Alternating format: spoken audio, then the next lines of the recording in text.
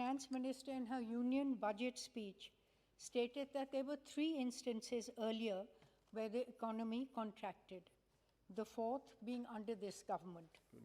The Indian economy has witnessed a sharp contraction of 23.9% year-on-year in the first quarter of 2020. This was the largest contraction on record in independent India's history, intensified, of course, by the nationwide lockdown. The impact of the pandemic and associated health measures has been unique as it has affected every sector of the economy, but the silver lining in all this has been the agricultural sector. Thanks particularly to the hard-working farmer and the farm labor of this country. And it is this farmer that is still sitting patiently and peacefully for them getting their due justice for their demands. As per the Economic Survey of 2021, India's GDP is estimated to have contracted by 7.7% in the financial year of 2021. According to the Center for Monitoring Indian Economy, the country's unemployment rate rose sharply from 8% in March 2020 to 24% in April 2020. This, of course, was an immediate impact of the lockdown. And the biggest hit of the COVID crisis has been taken by the poor and the lower middle class.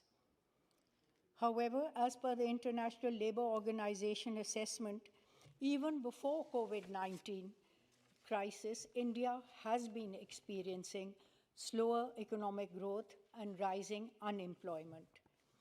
According to the IMF, between 2015 and 19, the economic growth fell from 8% to 4%, and by 2018, the unemployment rate exceeded 6%. And the youth rate, unemployment rate, was doubled from 10 to 23%. Experts are questioning today the claims of the government about the likelihood of recovery being V-shaped, and that green shoots will magically appear. This is even backed by the ILO's assessment of our economic recovery being more sluggish and uncertain, with damage persisting throughout the whole country, most notably in the unorganized sector. Of course, I only hope that these assessments are proved untrue. I now would like to talk about some key aspects of the finance bill. Firstly, as mentioned by many, there has been no relief for the salaried classes. There are no tax breaks, no relief. And contradicting huge expectations, this no relief has been a big letdown. We were all hoping that you would give some relief. The other thing has been a tokenistic aid to the senior citizens. While the Honorable Finance Minister was giving her budget speech, she said, and I quote, "We shall reduce compliance burden on our senior citizens who are 75 years of age and above. For senior citizens who only have pension and interest income, I propose exemption from filing their income tax returns. The paying bank will deduct the necessary tax on their income," unquote. The concessions proposed by the Finance Minister do not imply any exemption from income tax, as was mistakenly presumed by many in a moment of glee at that time. Another cess has been added. A new cess named the Agriculture Infrastructure and Development Cess was introduced for purposes of financing the agricultural infrastructure and other development expenditure. Fundamentally, taxes collected by the center are divided between the center and the states, while money collected through the cess and surcharge is not part of this divisible pool. Thus, the states end up effectively receiving less money than their rightful share under the federal arrangement.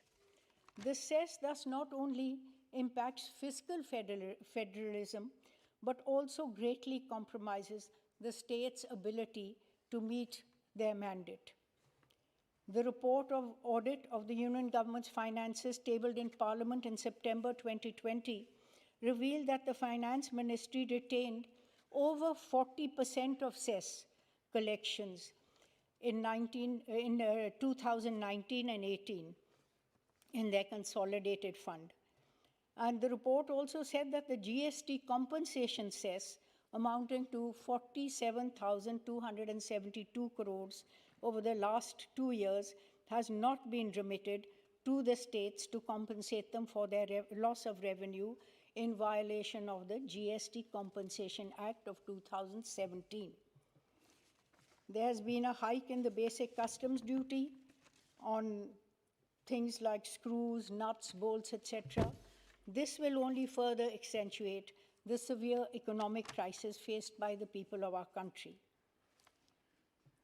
Chairman, sir, I would like to take the liberty of pointing out that the Finance Bill 2021 contains a number of provisions that may not strictly meet the definition of a money bill, as these provisions do not relate to taxes, borrowing of money from government, nor expenditure or receipts involving the Consolidated Fund of India. Pushing such proposals through the Finance Bill can only be seen as an attempt to evade parliamentary scrutiny, as in the case of a money bill, the Rajya Sabha does not have the rights to reject or amend it. I would, at this stage, also like to put forward that while this budget is going on, to consider the revival of our MP-led funds. I think most parliamentarians have asked for this. It is a due right that we have very meager that we can try and satisfy our constituents. I would also like to reiterate that the ASHA workers who were our frontline COVID warriors, while every single member of the House has appreciated the work done by our frontline warriors, ASHA workers are part of that. Madam, do consider, please, that you enhance their meager salaries that are there. And with these words, I would like to conclude, and I hope that some of the suggestions that are through you, Mr. Chairman, sir, that our Honorable Finance Minister will agree to them, and I hope that some of the points will receive a favorable consideration, especially the ones where the states are also reeling under this economic crisis, and you give them their due share. Thank you very much. Thank you. Shri Virendra Singh.